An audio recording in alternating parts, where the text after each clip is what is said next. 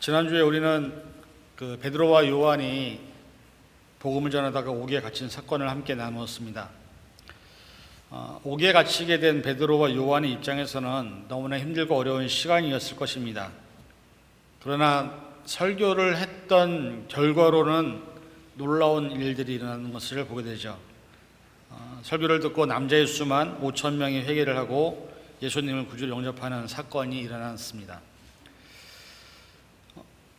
제가 여러분들에게 지난주에 이런 질문을 드렸죠. 복음을 전하다가 아무런 결과도 없는데 감옥에 갇힌다면 도저히 참을 수 없고 억울한 일이기도 하겠지만, 여러분이 복음을 증거하다가 감옥에 갇히더라도 5천 명이 아니라 한 명이라도 구원받을 수 있다면 여러분들은 기꺼이 감옥에 갈 수 있습니까? 라고 제가 물어봤습니다.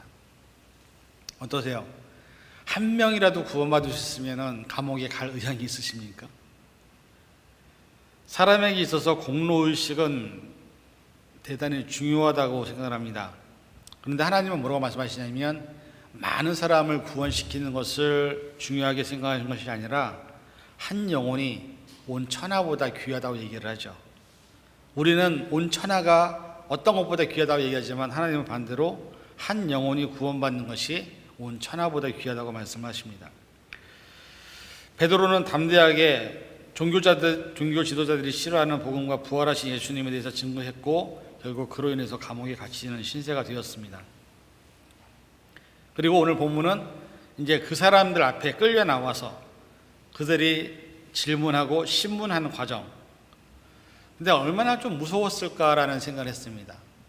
자기들이 욕을 하고 자기들이 잘못했다고 인정했던 그들 앞에 섰을 때에 얼마나 두려운, 또 얼마나 무섭고 힘들었겠습니까?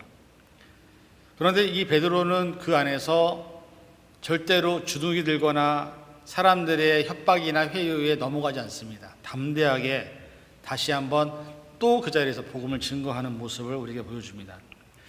오늘 이 베드로의 설교가 어떻게 보면 우리에게 어떻게 세상에서 살아야 되는지 하는 것을 좀 보여주는 것 같습니다. 그래서 이 시간 4장 5절부터 12절에 있는 말씀을 좀 살펴보면서 베드로가 담대하게 예수님의 복음을 선포하고 사람들 앞에서 예수님에 대한 이야기를 하는 것을 통해서 우리가 어떻게 세상에서 살아야 되는지를 한번 같이 나누기 원합니다. 4장 5절에 나와 있는 여러 직책들이 있습니다. 서기관들, 장로들, 관원과 그런 사람들이 다 모였다고 얘기를 하고 있는데, 예수님에 대한 얘기를 했던 베드로를 그들이 데리고 나왔을 때 그들은 어떤 것까지 할 수 있었냐면, 사형을 제외한 어떤 고문과 어떤 선고도 할 수 있는 권력을 갖고 있었던 사람들입니다. 사형은 로마에게 인정을 받는 법 집행관 앞에서 인정을 받아야만 사형을 지킬 수 있었지만, 이 사람들은 베드로와 요한을 얼마든지 때릴 수 있었고, 얼마든지 감옥에 갈 수 있었고, 얼마든지 고문을 할 수 있는 능력이 있었던 사람들입니다. 그런데 그들이 베드로와 요한을 불러냈을 때 그들의 마음속에는 이 두 사람을 죽이고 싶은 마음들이 들끓었습니다. 왜?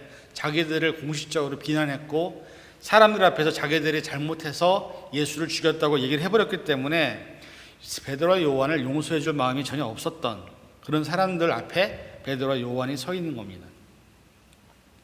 여러분 혹시 그런 경험 해보셨어요? 나를 죽이려고 하고 나를 어떻게든 힘들게 하는 사람들 앞에 딱 섰을 때 그 사람들 앞에서 내가 뭔가를 얘기한다는 것이 얼마나 힘든지. 그게 한두 사람이 아니라 지금 베드로와 요한 앞에는 수십 명의 사람들이 자기들을 공격하기 위해서 앉아 있는 겁니다. 그럼 그 속에서 자기가 아무리 담대하더라도 그 환경과 그 느낌을 이기고 자기가 하고 싶은 말을 할 수 있다는 것은 쉬운 일이 아니죠.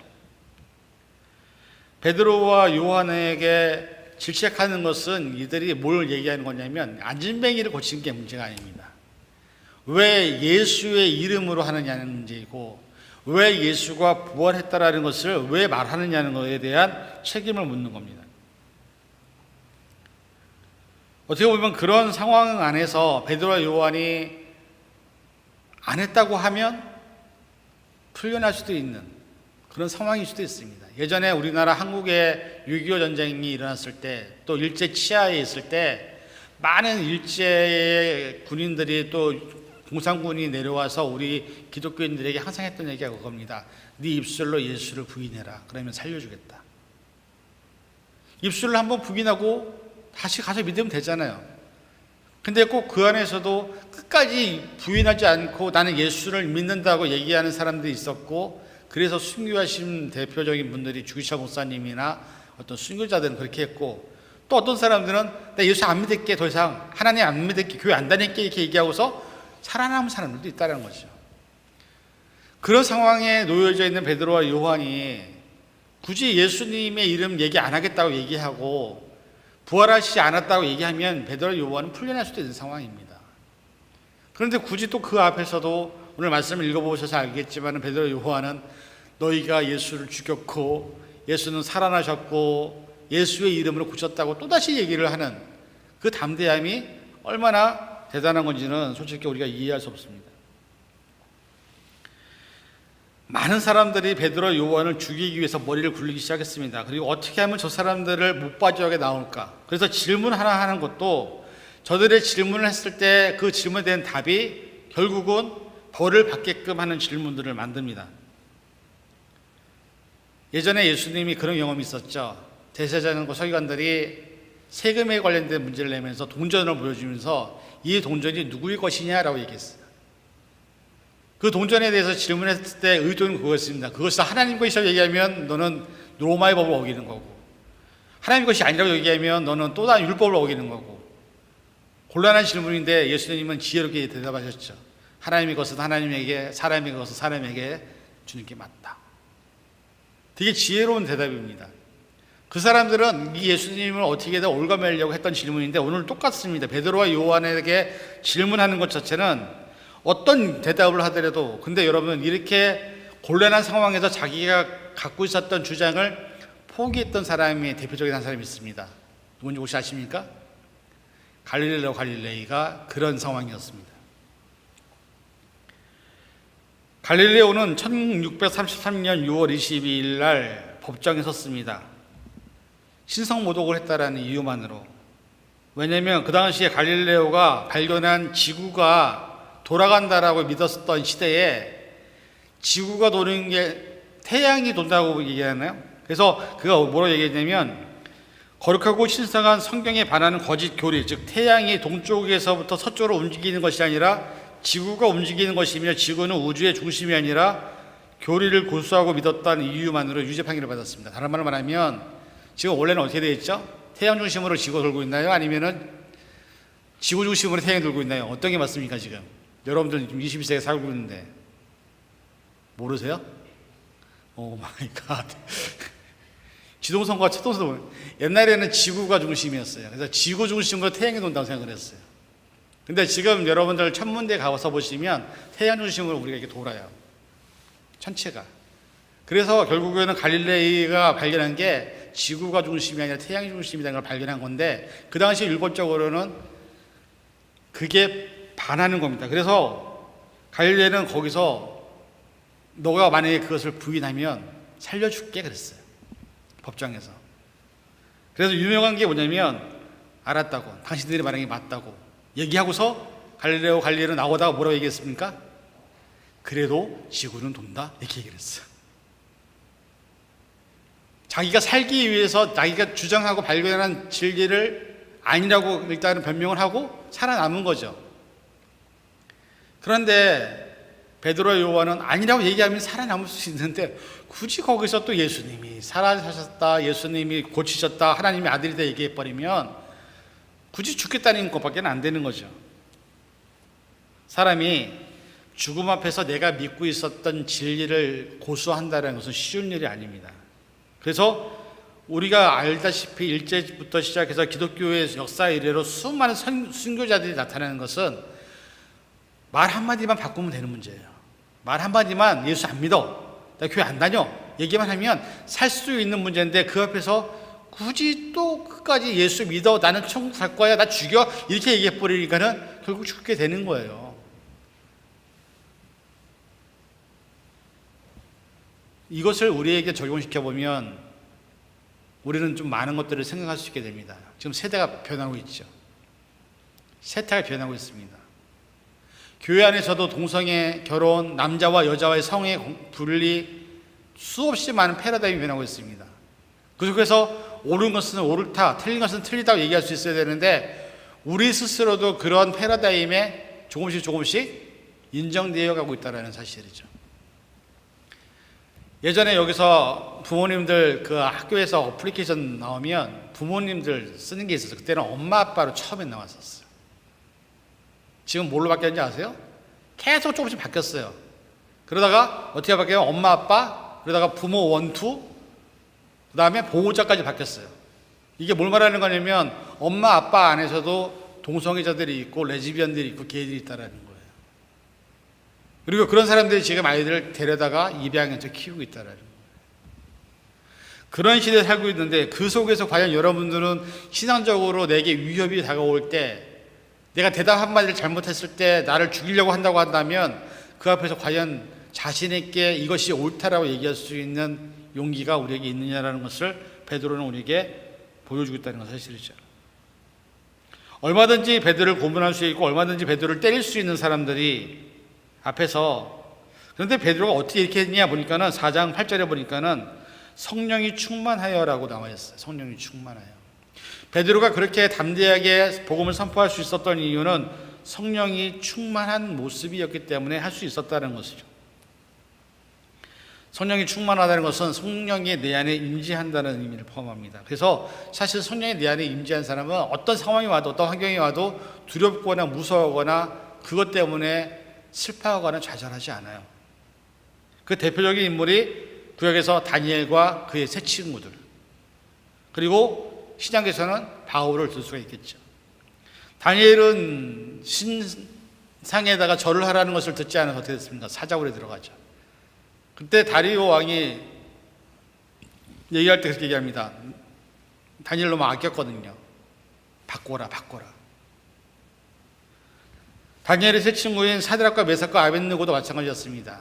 풀무불에 들어가는데도 불구하고 그들은 뭐라고 얘기하냐면 우리가 풀무불에 들어가서 죽을지언정 우리는 우상에게 절하지 않겠습니다. 비록 들어가서 하나님이 지키시든 안 지키시든 우리는 우상에게 절하지 않겠습니다라고 자신의 신앙을 고백을 합니다.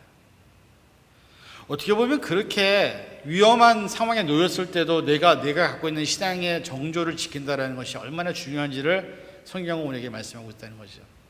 아마 우리들이 앞으로 살아갈 시대 앞에서는 이런 것들이 계속 요구될 겁니다.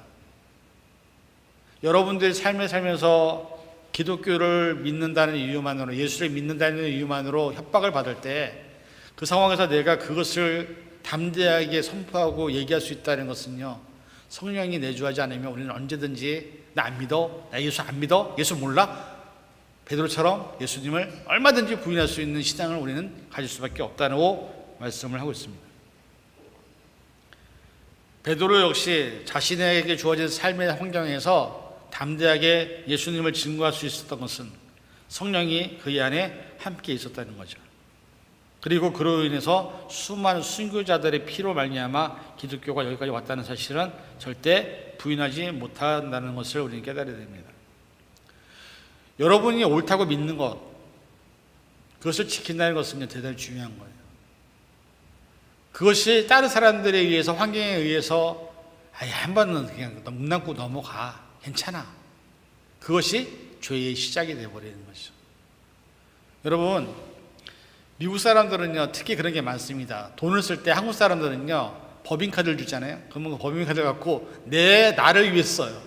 법인카드는 원래 그 기관을 위해서 사용될 때 쓰는 건데 이걸 나를 위해서 쓰다 보니까는 맨날 공금횡령, 그 다음에 탈세, 그 다음에 자기를 위해서 쓰는 것들이 많은데 미국 사람들은요 1원을 하나 쓰더라도 1센트를 쓰더라도 절대 기관 것은 기관의 방법대로 쓰지 자기가 쓰지 않습니다. 그게 미국을 어떻게 보면 지금까지 지켜온 하나의 원동력이 될 수도 있어요. 그게 크레딧이고, 그게 정직이고, 그게 신용이고. 이 정도 한 번 쓴다고 해서 잘못되는 게 있어. 그거 한 번이 결국은 내 인생을 망가뜨리는 결과를 만든다는 거예요. 그리고서 베드로가 4장 10절에 5가지의 내용을 얘기를 합니다. 그 5가지 내용의 첫 번째가 뭐냐면 너희 이스라엘 백성들은 들어라. 하면서 뭐라고 말하냐면 예수라는 존재가 살아있고 그분을 살리신 분이 하나님이라는 것을 얘기를 합니다. 다른 말로 말하면 하나님이 살아있다라는 것을 믿지 못하면 우리도 신앙생활에 대해서 실패할 수밖에 없다라는 것을 깨달아야 된다고 얘기하고 있습니다. 여러분, 하나님이 살아계십니까? 여러분에게 어떠세요? 정말 살아계십니까? 그럼 어떻게 여러분들은 증명하십니까? 여러분들이 믿는 그 하나님이 살아계신 것을 한번 보여줘 보세요, 저한테. 어떻게 보여주실 거예요? 그것을 보여주지 못하는데 하나님이 살아계신 것을 어떻게 믿고 있냐는 거죠. 만약에 여러분들이 하나님이 살아계신 것을 여러분의 삶으로, 여러분의 믿음으로 보여주지 못하면 죄송하지만 여러분들은 옛날에 종교 지도자들과 똑같은 모습일 수밖에 없습니다. 교회는 다니고 예배는 드리고 그냥 신앙생활을 하는 것 같지만 하나님에 대해서 어떻게 증명할 거예요? 예전에 종교 지도자들도 그랬어요. 하나님에 대해서 율법적으로 지식적으로 다 알았지만 하나님이 살아계신 것을 그들도 보여주지는 못했다는 거죠. 여러분이 정말로 하나님이 살아계신 것을 믿고 예수님의 이름의 능력이 있다는 것을 믿는다면 우리는 뭘 해야 되냐면 하나님이 살아계신 것을 우리의 삶을 통해서, 우리의 믿음을 통해서, 말과 행동을 통해서 보여주는 것이 필요하다는 겁니다. 그게 가장 중요하다는 겁니다. 두 번째는 뭐라고 얘기하냐면 너희가 십자가에 못 박은 예수, 즉 예수 그리스도를 제대로 알지 못했다는 거죠. 그리고 그것에 대해서 예수님에 대한 존재를, 부활을 숨기려고 했고 은폐하려고 했다는 것을 지적합니다. 사실 저와 여러분들은 모두 다 죄인입니다. 저도 마찬가지고요. 근데 우리가 뭘 하고 있냐면 내가 잘못한 것이 있으면 이것을 내가 잘못했어라고 얘기하는 사람이 별로 없습니다. 그걸 어떻게든 숨기려고 하고 남에게 안 들키려고 하고 그것을 어떻게든 은폐하려고 하는 습성이 우리에게 있다는 거죠. 하나님 앞에서 우리가 죄인이라는 것을 인정할 때 하나님은 우리를 가장 기뻐하십니다. 내가 죄인이라는 것을 인정할 때 하나님은 우리를 보고서 흐뭇하게 웃으신다는 거죠. 그러나 내가 죄가 없다고, 나는 깨끗하다고, 나는 하나님 뜻대로 살았다고 얘기한다고 하면 그거만큼 가시적이고 그거만큼 정말로 양심적이지 못한 존재가 없다는 거죠. 유대인들이 그랬다는 거예요. 하나님의 아들인 예수 그리스도를 못 받고 나서부터 그들이 한 게 뭡니까? 사람들에게 퍼뜨려라. 제자들이 예수의 시체를 훔쳐갔다고 얘기를 해라. 예수는 살아난 게 아니라 제자들의 시체를 훔쳐갔다고 퍼뜨리는 것들을 얘기했습니다. 그래야 자기들도 면이 쓰니까. 그러나 문제는 뭐였습니까? 군병들을 지키고 있었고 사람 몇 사람으로 움직일 수 있는 돌이 무덤 앞을 막았던 게 아닙니다. 그 돌은요 몇십 명이 붙어야만 움직일 수 있는 돌이었고 거기에 군인들이 지키고 있었는데 어떻게 거기서 예수님이 나가셨겠냐는 거죠. 예수는 부활하신 겁니다. 문제는 그것을 믿지 못하게 하는 이 유대 종교 지도자들의 잘못을 베드로는 지적하고 있다는 거죠. 저와 여러분들도 얼마든지 그럴 수 있습니다. 내가 잘못이 없다고, 난 죄인이 아니라고. 그러나 저와 여러분들은 다 죄인입니다. 그것을 인정할 때 하나님 앞에 온전하게 설 수 있다는 것을 깨달아야 됩니다. 세 번째는 예수 그리스도의 부활이에요. 이 사람들이 지금 베드로와 요한을 잡은 이유는 예수의 부활을 얘기했기 때문입니다. 그런데 문제가 뭐였냐면 이 사람들의 입장에서는, 그들의 지식에서는 예수 그리스도의 부활을 인정하지 않거든요.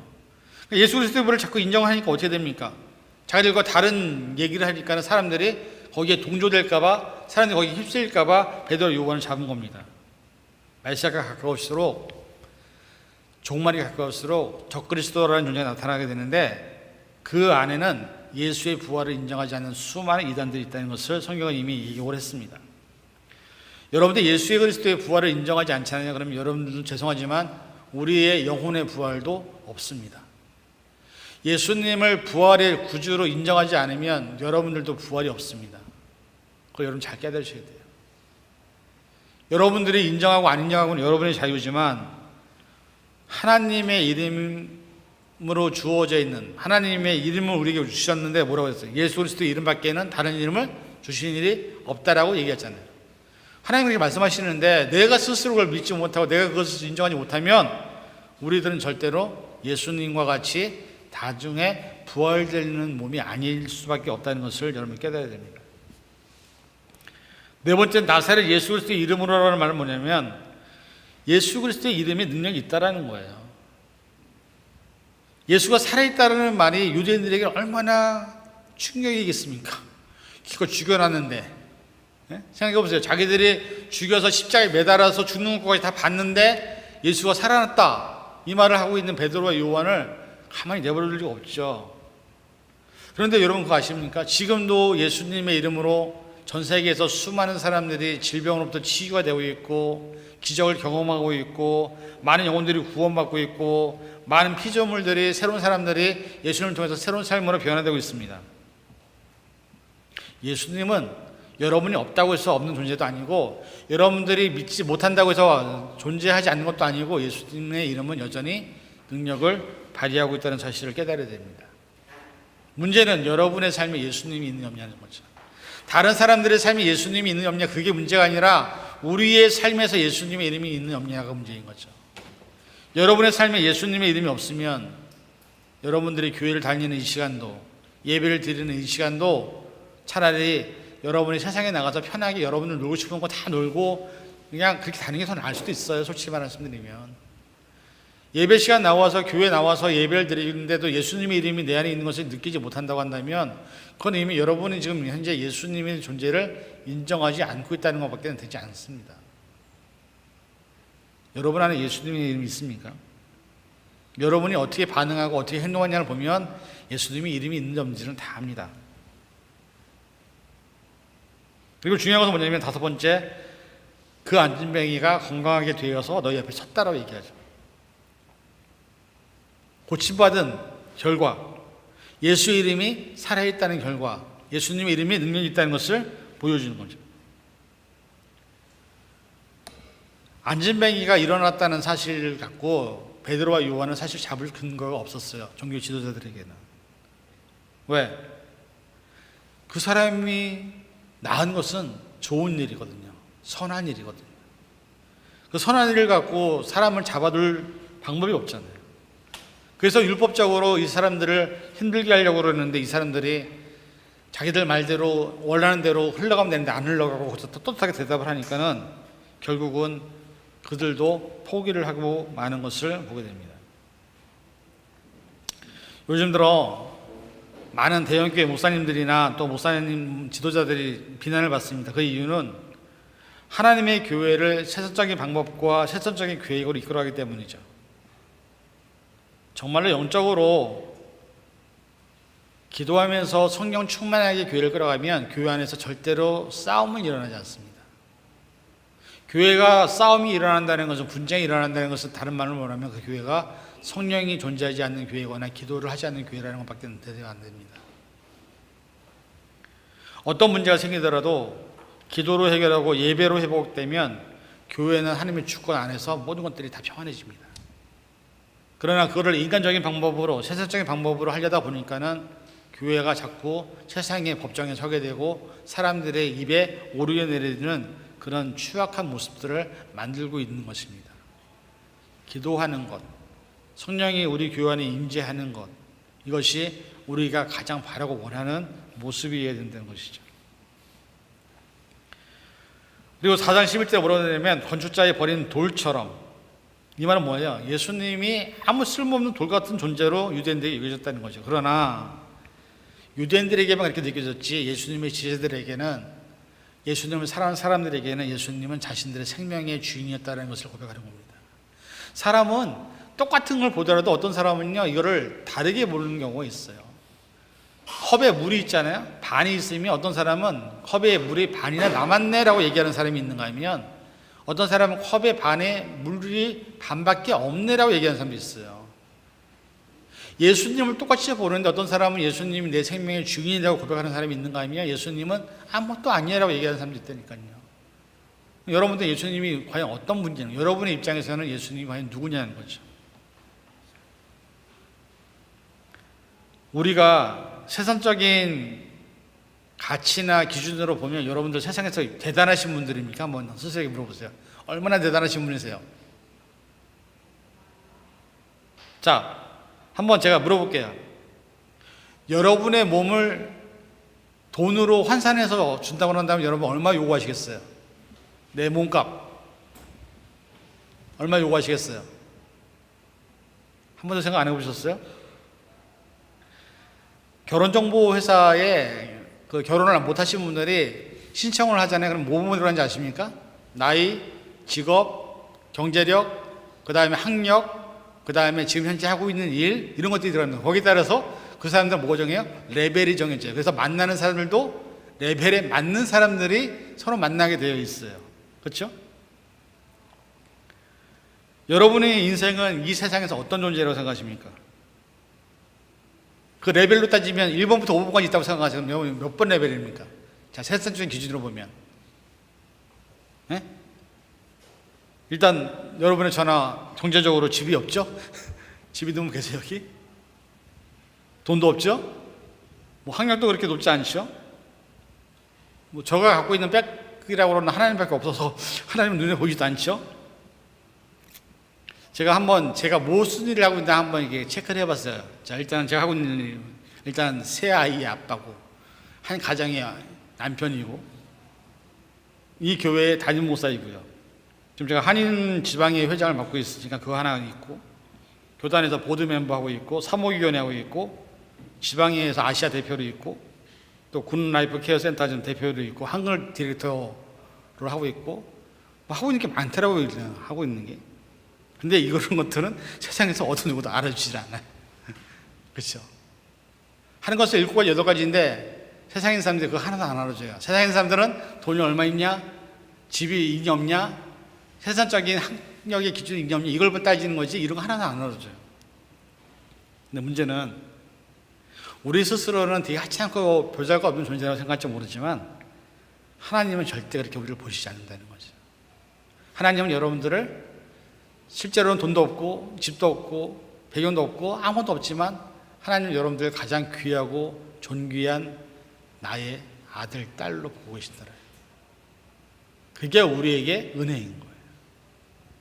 그리고 우리를 보시는 그 관점이 세상에 어떤 것들을 갖고 있는 사람들보다 더 귀하게, 더 보배롭게 여러분들을 보시고 여러분들을 가르치시고 여러분들을 인도하신다는 사실을 깨닫는다면 우리는 세상의 것들이 아무리 없어도 하나님으로도 받는 은혜가 우리 안에 있게 될 줄로 믿습니다. 예수님의 이름이 우리에게 그렇게 주어져 있는 거예요.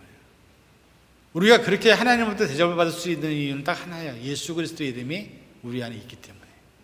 여러분 안에 예수 그리스도를 구주로 영접했기 때문에 세상 사람들이 인정하지 않지만 이 세상의 주인이신 하나님이 여러분을 인정해 주시는 거예요.